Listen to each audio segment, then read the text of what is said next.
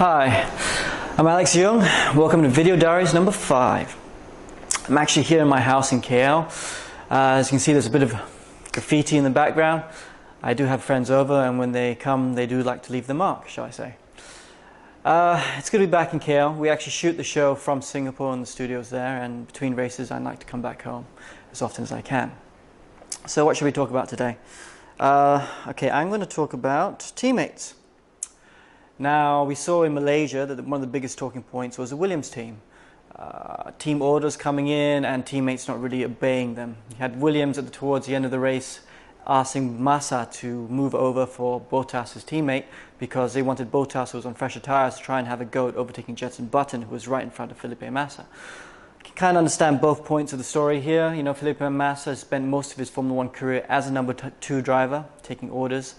First from Schumacher and then Alonso, and you know he is a competitive man and he wants to try and do well in Formula 1. So at the beginning of the year, at the beginning of his career at Williams, he didn't want to let Bottas through. He wanted to show that he was going to be a number 1 driver, or at the very least equal in the team. And you know, I think really it was a case of Williams not communicating well enough. I think they will communicate with the drivers what they expect more, because and explain what is acceptable or not. And I don't really foresee this problem happening again. I really think that they would have cleared it up from now on. So let's talk about teammates. Let's talk about why they have such a big problem. I think in the 70s to the 90s, really, you saw it happen a lot. In this modern day Formula 1, it's a lot more sterile. You know, it doesn't happen as much as it used to. It's not like the Senna and Prost days where you saw so much going on between teammates. Very acrimonious, actually.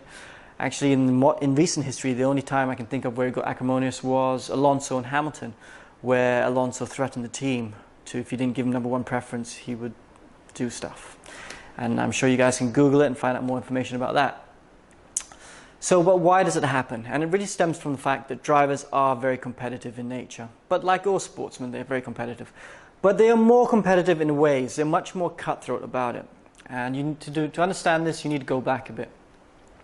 So I'm going to tell you a story a bit about in go-karts. I was looking after a driver. Actually, my team was looking after a driver. And this is quite young, early in his career. I think he was 13 or 14 at the time.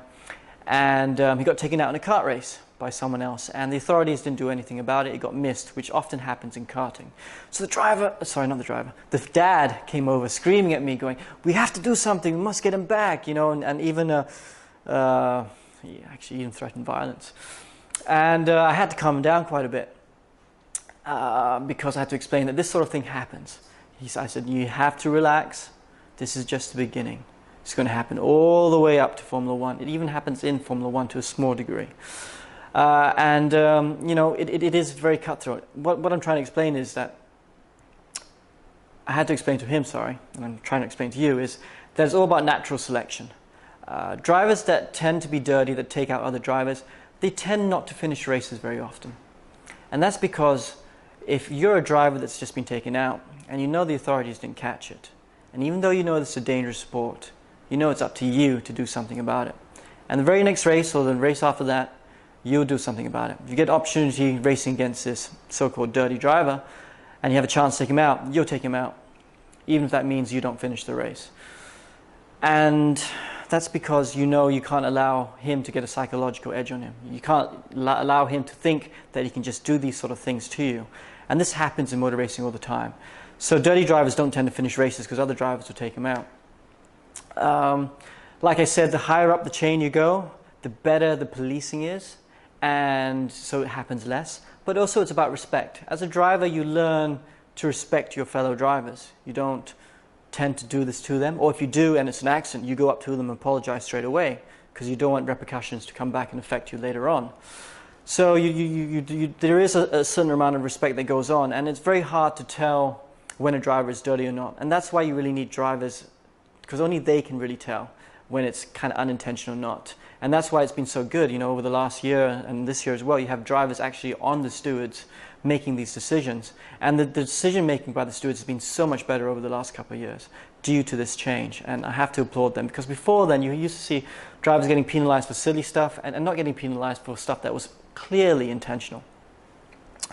So, you know, what we really got to take away from that is really about how drivers' minds and how they are as they grow up, actually quite a lot is how they're shaped as kids. You know, the dads really do make a big influence. You know, Jensen Button's dad, who unfortunately just passed away, was a very calm, collected man, very much a gentleman, and it's been very much reflected in Jensen. Jensen is really he's a true gentleman, and is one of the nicest drivers you meet on the grid. That doesn't mean he's not ruthless, because he will be ruthless if he has to.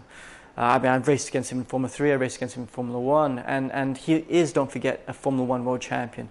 He's one of the rare exceptions nowadays where you see a nice guys can still be world champions, but still be ruthless on the track.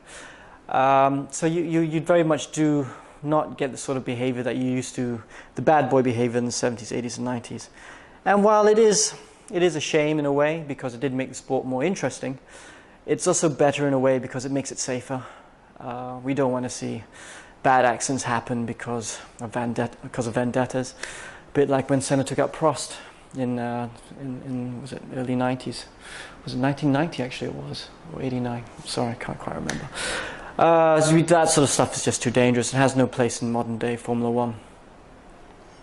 That's all I have to say about Teammates for today. Join us back in Racemate Live, coming to you again soon. Thanks.